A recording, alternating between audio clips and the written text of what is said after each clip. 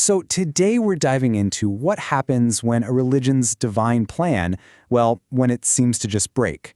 We're going to deconstruct the document that really captures a major crisis of faith inside the Baha'i community. It's the story of one small group that took a stand so radical, it set them against their entire world. You know, it's a question that has fractured religions for centuries, right?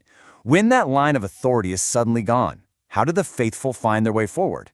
This explainer is all about one community's dramatic answer, an answer they believed was locked inside a single, sacred document that held the only key to their future.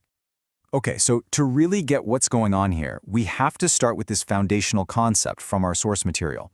It's this idea of an unbreakable, divinely inspired plan for the future of the Baha'i Faith, all laid out in one single sacred text. And that document? It's the Will and Testament of Abdu'l-Baha.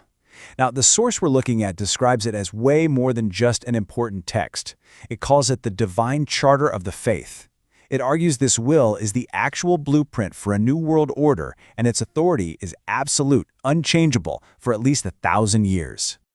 I mean, even the first guardian of the faith, Shoghi Effendi, he himself called the will the inevitable offspring of the faith's core teachings.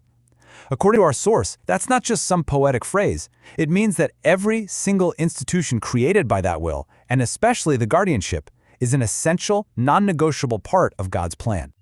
And that brings us right to the moment of crisis. In 1957, Shoghi Effendi, the guardian who had led the faith for 36 years, he passed away. And here's the crucial part. He didn't seem to leave a will of his own appointing a successor.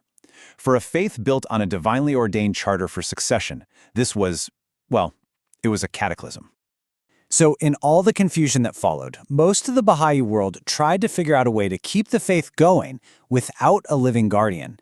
But one small administrative body in India, the local spiritual assembly of Lucknow, they took a radically different path. And it's that path that's documented in the letter we're exploring today.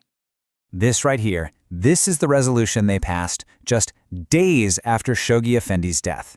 They didn't try to adapt, they didn't look for a workaround, they just stopped. And the reasoning was, for them, profound. Without a guardian, the entire administrative order was broken. To keep going would be a direct violation of the faith's divine charter. So why? Why take such an extreme step? I mean, it sounds pretty dramatic. Well, to understand their decision, we have to look at how this document describes the role of the guardian. This wasn't just a leader. It was the very heart of the faith's structure and its spiritual life. The Lucknow letter describes the guardian in these incredibly absolute terms. He is the center of the cause, basically God's lieutenant on earth. But more than just an administrator, the guardian is the sole, infallible interpreter of the sacred texts. That's the direct link that's supposed to ensure the faith doesn't just splinter into 1,000 different interpretations. And the source lays out these specific, exclusive powers to really make its case.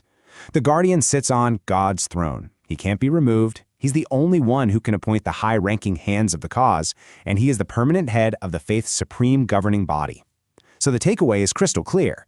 From this perspective, an administration without a guardian isn't just missing a leader. It's a body without a head. It's a sacred text without an interpreter. It's a faith without its divine authority.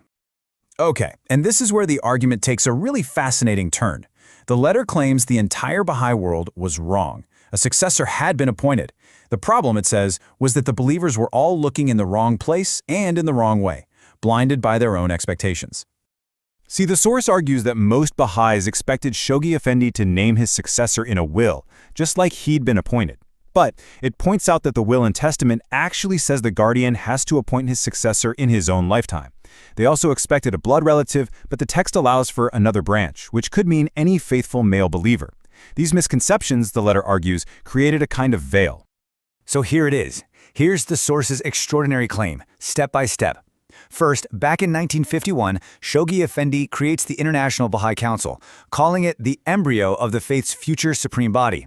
Then, he appoints a man named Mason Reme as its president. And here's the kicker. This is the core of the argument. Since the guardian is required to be the permanent sacred head of that supreme body, appointing Reme as president of its embryonic form was the succession. It was an appointment made in plain sight, yet veiled, as the source claims, to keep people from panicking as Shoghi Effendi's death got closer. So you can imagine, this disagreement over a successor, it wasn't just some friendly debate. According to this document, it created two completely different versions of the Baha'i Faith, sending people down two fundamentally separate paths. This table just lays it out so clearly. On one side, you have what the source calls the orthodox path, with a living guardian, with continued interpretation, with a divinely led structure. And on the other side, the sans guardian path, where the line of guardians is just over. Interpretation is lost forever, and the faith's supreme body is left, in the source's own chilling words, as a headless body. And this single sentence from the source, it just powerfully captures the entire argument. For the authors, the mainstream Baha'i community hadn't just made some kind of procedural mistake.